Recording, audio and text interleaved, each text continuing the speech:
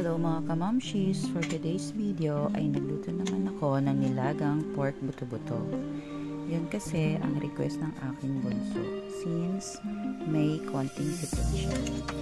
Yun, nilagyan ko lang ng sibuyas, bawang at kamatis habang nilalaga ko ang ating pork buto-buto. At kapag malambot ng ating pork, ay pwede na din natin ilagay ang ating gulay na hiniwang patatas.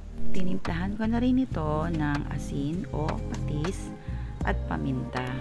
And then, takpan natin para pakuluan.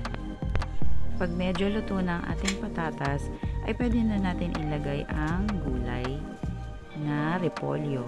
And then, kasunod ang pechay. Tikman din natin kung okay na sa ating panlasa. Pwede ring dagdagan natin ng patis or lagyan ng pork cubes.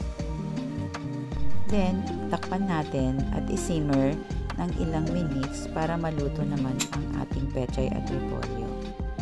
And then, ayan na. Mabilis lang, luto na ang ating nilagang pork buto-buto.